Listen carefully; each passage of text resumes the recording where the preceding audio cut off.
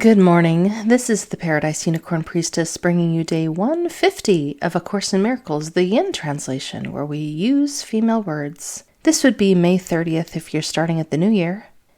The basis of the dream.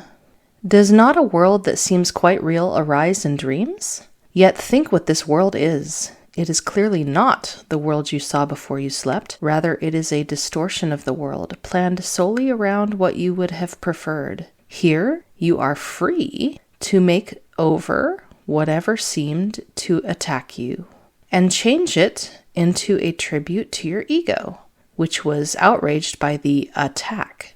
This would not be your wish unless you saw yourself as one with the ego, which always looks upon itself and therefore on you as under attack and highly vulnerable to it. Dreams are chaotic because they are governed by your conflicting wishes, and therefore they have no concern with what is true. They are the best example you could have of how perception can be utilized to substitute illusions for truth. You do not take them seriously on waking because the fact that reality is so outrageously violated in them becomes apparent. Yet they are a way of looking at the world and changing it to suit the ego better. They provide striking examples both of the ego's inability to tolerate reality and of your willingness to change reality on its behalf. You do not find the differences between what you see in sleep and on awaking disturbing. You recognize that what you see on waking is blotted out in dreams. Yet on awakening, you do not expect it to be gone. In dreams, you arrange everything. People become what you would have them be, and what they do, you order. No limits on substitutions are laid upon you. For a time, it seems as if the world were given to you to make it what you wish. You do not realize you are attacking it, trying to triumph over it and make it serve you. Dreams are perceptual temper tantrums in which you literally scream, "I want it thus," and thus it seems to be.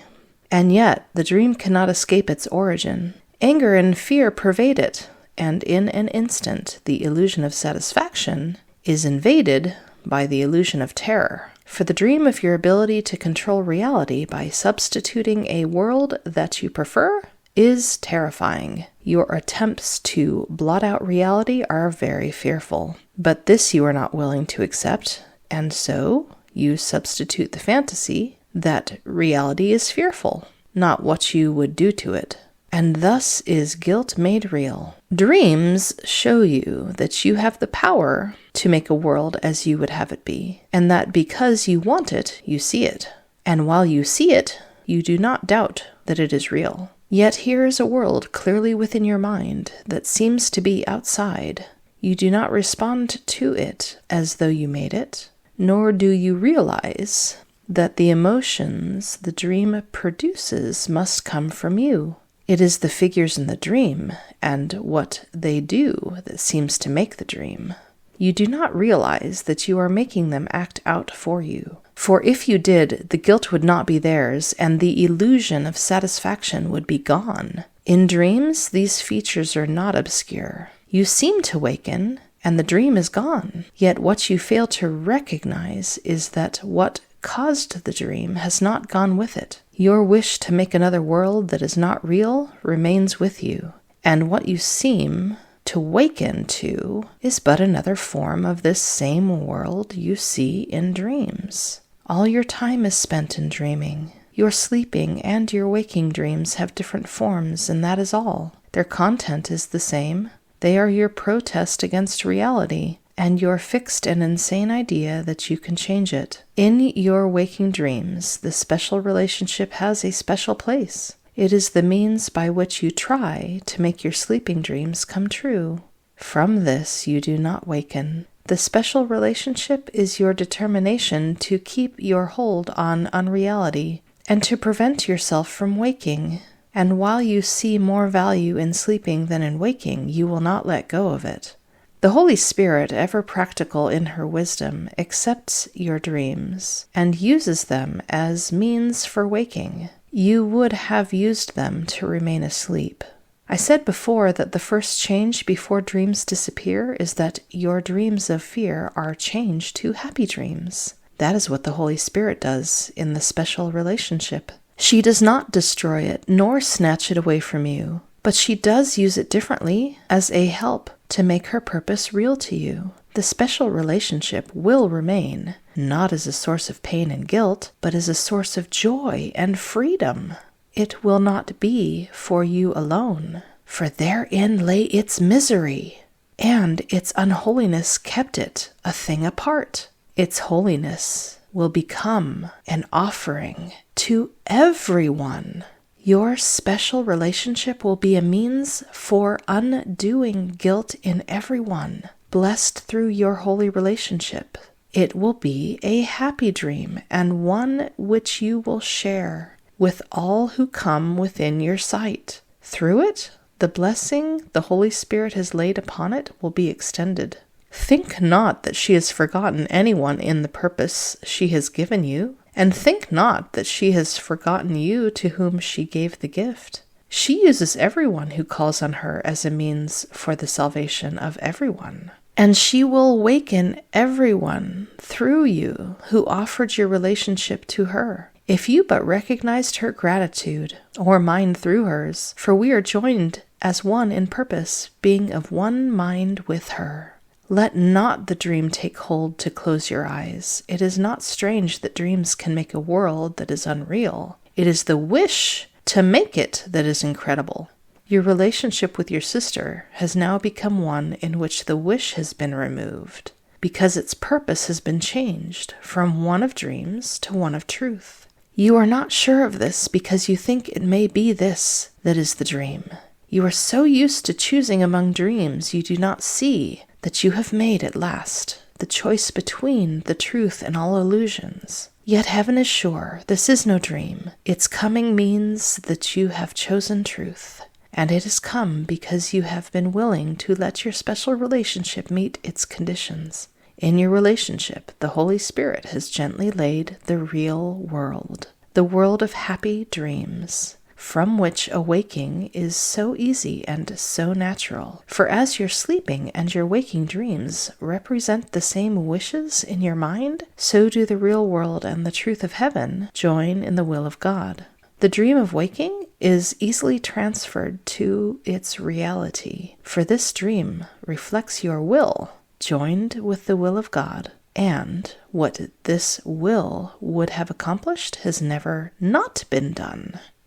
This is such a beautiful balm to anything A Course in Miracles has bad to say about special relationships. The only problem with them was that we wanted that relationship for ourselves alone. The Holy Spirit would have these beautiful relationships be something that blesses the entire world. Isn't that such a lovely idea? The idea that these precious relationships are not just for the two who seem to be in them, but it exists now to bless everyone. That's its purpose. I love that so much. And this is exactly the kind of example of the thoughtfulness and kindness and gentleness that love is. It is not about loss. It's not about deprivation or austerity. It's about making something so beautiful that it blesses absolutely everyone and leaves no one out. So goodness gracious, what are we waiting for? Let's give every single relationship to love and say, please, bless this relationship with heaven.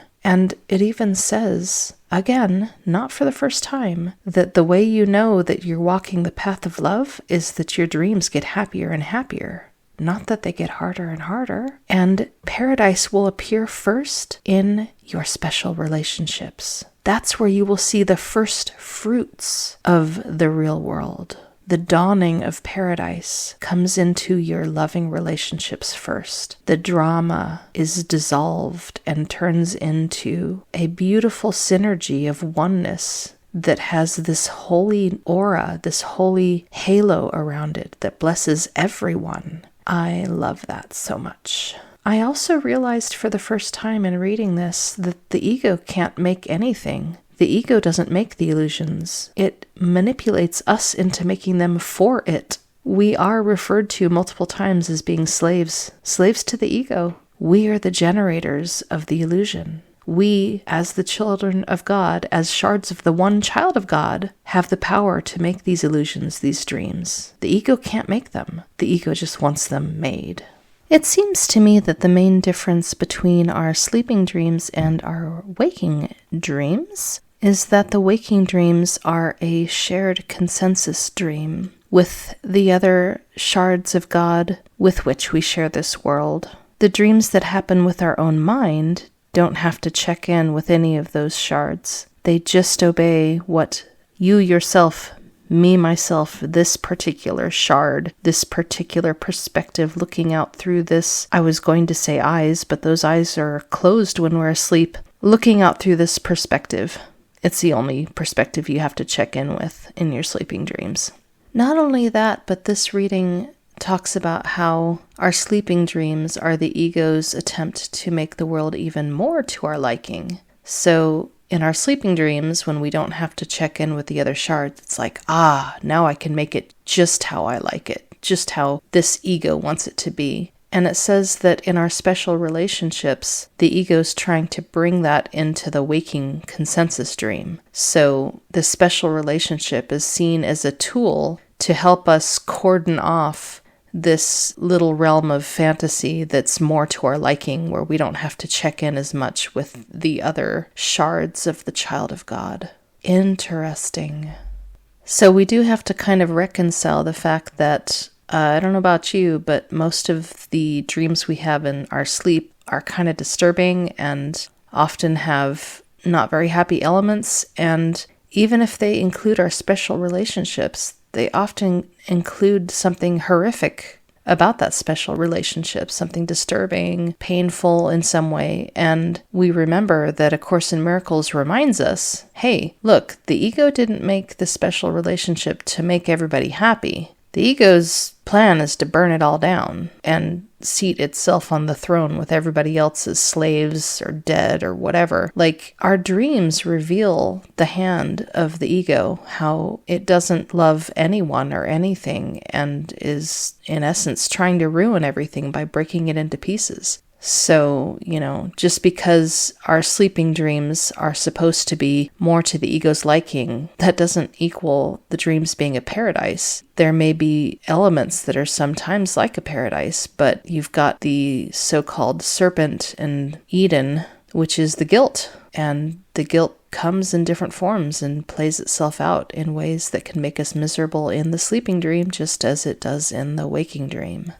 All right, and on to our last review lesson in this series of reviews. Lesson 150, review of lessons 139 through 140. My mind holds only what I think with God. 139, I will accept atonement for myself.